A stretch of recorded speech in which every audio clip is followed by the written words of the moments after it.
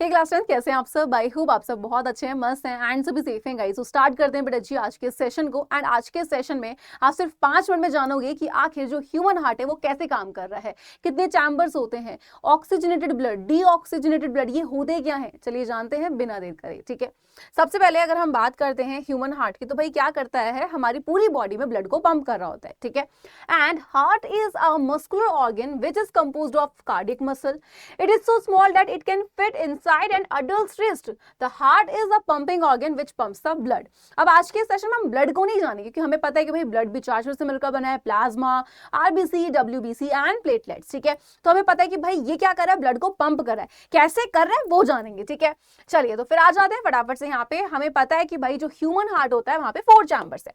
अब मैं आपको बहुत ही सिंपल तरीके से समझाऊंगी कि भाई आखिर जो हमारा हार्ट है यानी कि ह्यूमन हार्ट जो होता है बेसिकली वो कैसे ब्लड को पंप करता है। ठीक है, चलिए तो हम सबको पता है कितने चैम्बर्स टोटल, एंड मैं ना हमेशा इसको प्लस के साइन की फॉर्म में पढ़ाती हूँ। देखो कुछ इस तरीके से। ठीक है, अभी ध्यान से समझना, बहुत ही सिंपल तरीके से तुम्हें ऐसे समझ आ जाएगा। ठीक है, हमें पता है कि टोटल कितने चैम्बर होते हैं बेटा जी, 4 चैम्बर होते हैं, है ना। तो ये हमने बोला ये है राइट आर्ट्रियम। ओके, यहां पे हमने बोल दिया भाई ये है हमारा राइट वेंट्रिकल। ठीक, इसी के पास में आ जाता है आपका लेफ्ट आर्ट्रियम एंड यहां पर आ जाता है लेफ्ट वेंट्रिकल।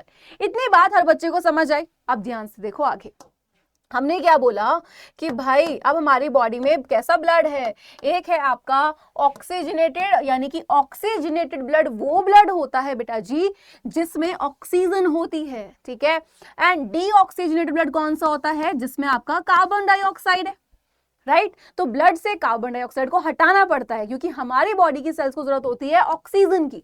ठीक है, अब यहाँ पे ये तो समझ आ गया कि भाई अच्छा ऑक्सीजनेटेड ब्लड वो है जहां पे ऑक्सीजन है, डीऑक्सीजनेटेड ब्लड वो हो जाता है जहां पे आपके कार्बन डाइऑक्साइड है। अब ध्यान से बहुत इंपॉर्टेंट पॉइंट आ जाता है आर्टरी एंड वेन का। ठीक है, आर्टरीज जो होती हैं उनमें होता है ऑक्सीजनेटेड ब्लड, वेन्स में होता है आपका कार्बन डाइऑक्साइड वाला ब्लड। लेकिन एक अकेली आर्टरी जो है पल्मोनरी आर्टरी, उसमें होता है कार्बन डाइऑक्साइड वाला ब्लड, एंड एक अकेली ऐसी वेन जिसमें होता है ऑक्सीजन वाला ब्लड जो है पल्मोनरी वेन। ठीक है, तो यहां पे अगर हम बात कर लेते हैं तो जो आर्टरी है उनमें कौन सा होता है ऑक्सीजनेटेड ब्लड, लेकिन एक अकेली आर्टरी ऐसी है जिसमें आपका डीऑक्सीजनेटेड ब्लड होता है, वो होती है पल्मोनरी आर्टरी।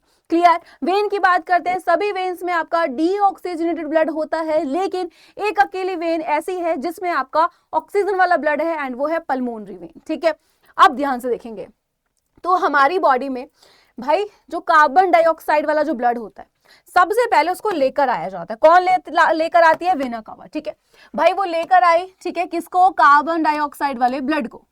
ओके, ठीक, अब यहां से राइट आर्ट्रियम से, है ना, कहां जाएगा, राइट वेंट्रिकल में। याद रखना कि राइट साइड होता है हमारा कौन सा, जो राइट साइड होता है यहां पर होता है ये कार्बन डाइऑक्साइड वाला ब्लड। ओके, एंड ये जो आपका लेफ्ट साइड होता है, लेफ्ट साइड होता है बेटा जी हमारा ऑक्सीजनेटेड ब्लड। तो सबसे पहले वेना कावा लेकर आई, ठीक है, क्या, उस कार्बन डाइऑक्साइड वाले ब्लड को राइट आर्ट्रियम में। राइट आर्ट्रियम से कहां जा रहा है, राइट वेंट्रिकल में। राइट वेंट्रिकल से बेटा जी वो जो ब्लड है वो कौन लेकर जाएगा, पल्मोनरी आर्टरी, जो अकेली आर्टरी है ऐसी जिसमें आपका कार्बन डाइऑक्साइड वाला ब्लड होता है। कहां पहुंच गई भाई, वो गई लंग्स में।